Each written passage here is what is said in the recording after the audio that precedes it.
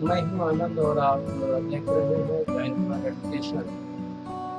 आज मैं beam lens maker formula का एक्सप्रेशन प्राप्त करने का प्रयास करूँगा, जो इस प्रकार से है 1/f equal to n-1 whole square 1/r1 minus 1/r2। इसी फार्मूला को प्राप्त करने का प्रयास करूँगा। आइए अच्छा तो आगे लेके चलते हैं।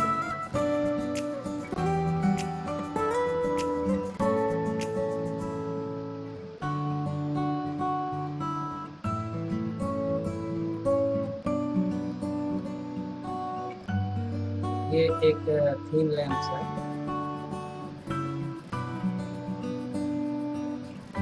ये प्रिंसिपल एक्सिस या प्रधान अक्ष है। ये थीन लेंस का ऑप्टिकल सेंटर है। प्रधान अक्ष पर दो बिंदु पर कोई वस्तु रखी हुई है। दो बिंदु से निकलने वाली प्रकाश की किरण लेंस के पहले सतह के एम बिंदु पर आपतित होती है और पहले सतह से अपवर्तन के बाद O का प्रतिबिंब आई डैश पर बनता है। अब ये आई डैश इन लेंस के दूसरे सतह के लिए वस्तु का कार्य करती है और दूसरे सतह से अपवर्तन के बाद प्रतिबिंब आई पर बनाती है। इस तरह से इन लेंस के कारण वो वस्तु का प्रतिबिंब आई पर बनता है। पहले सतह का वक्रता त्रिज्या या रेडियस ऑफ कर्वेचर R1 और दूसरे सतह का वक्रता त्रिज्या या रेडियस ऑफ कर्वेचर R2 है।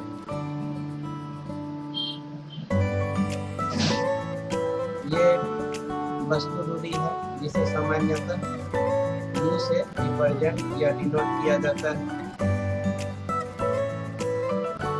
ये पहले सतह से अपवर्तन के कारण आई बिंदु पर आई डैश पर जो प्रतिबिंब बनता है उसकी दूरी है और प्रतिबिंब दूरी को सामान्यतः अंग्रेजी वर्णमाला के छोटे अक्षर V के द्वारा निरूपित या डिनोट किया जाता है। क्योंकि आई डैश है इसलिए यहाँ पर V डैश दिखाया गया है।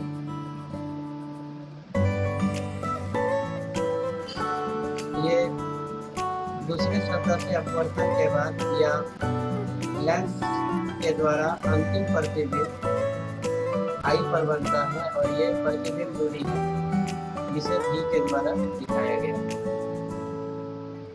आइए इसके स्टेटमेंट को अंग्रेजी में भी लिख लेते हैं।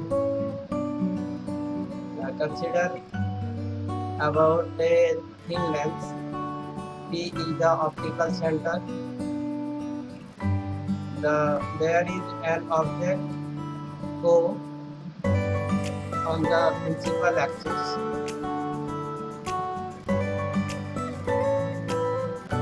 Due to reflection at first surface, image is formed at I dash. I dash works as the object of the second surface.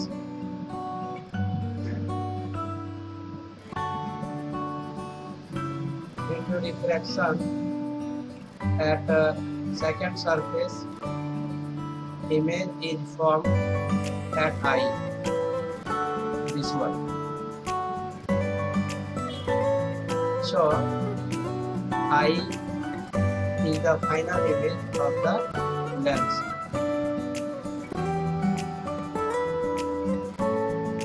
U, V dash, V, R1 and R2 are the object distance, image distance of first surface. V is the image distance of lens.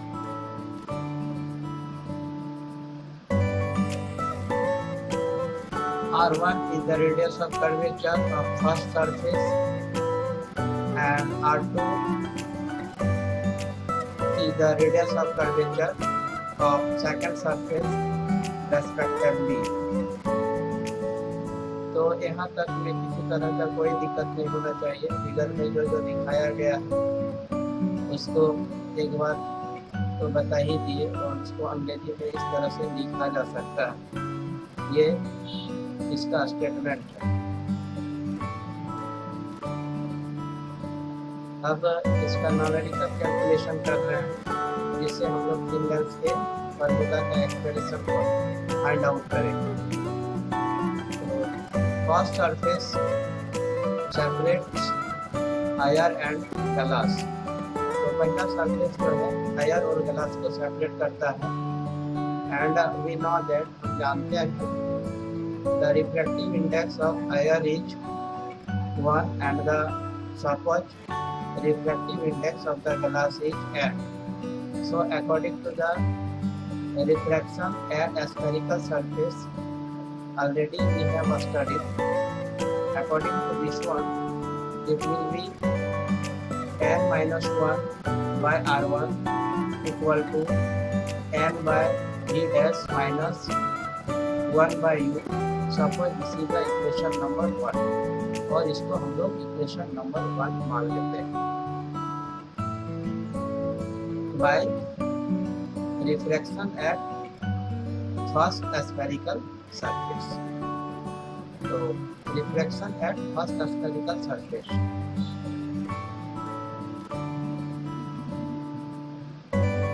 Second surface separates glass and iron from 1 minus n by r2 equal to n by minus v dash plus 1 by v। Suppose this is the equation number 2, और इसको हम लोग equation number 2 मान लेते हैं। यहाँ पर भी स्फेरिकल सरफेस के परावर्तन के नियम का उपयोग किया गया है। सो रिफ्रैक्शन एट स्फेरिकल सरफेस, तो गोलीय सतह के अपवर्तन के नियम को यहाँ पर भी फॉलो किया गया। तो by refraction at second spherical surface.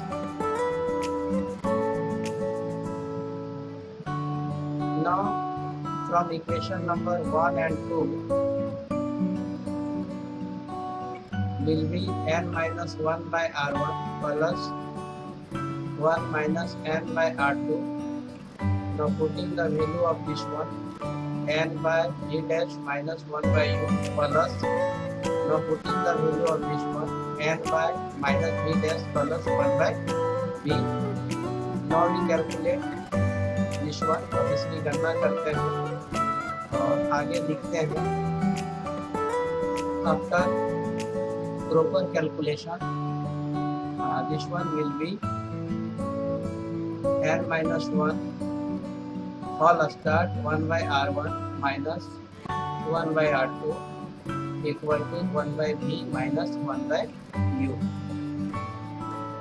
We know that 1 by v minus 1 by u equal to 1 by f।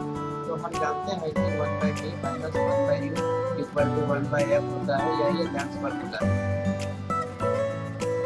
Therefore 1 by f equal to n minus 1 whole start 1 by r1 minus 1 by r2, क्योंकि हमको इसी expression को find out करना था जो thin lens maker formula भी कहलाता है। तो so this explanation is very easy to understand, and hope that there is no problem to understand this explanation. Together with hope that this explanation will be useful to the students who are studying in class 12 and all of the audience who are interested in physics. तो आशा करते हैं कि यह व्याख्यान कक्षा 12 में पढ़ने वाले विद्यार्थियों के लिए उपयोगी होगा। साथ ही साथ जो फिजिक्स में रुचि रखते हैं, इंटरेस्ट रखते हैं, उसके लिए भी ये उपयोगी होगा। तो चूँकि आप हमारे साथ इस व्याख्यान के अंतिम तक बने रहे, इसके लिए आपका बहुत बहुत धन्यवाद। Thank you very much to stay with me till the last details of this explanation of the topic. Once again, I thanks to all of you. Thank you very much.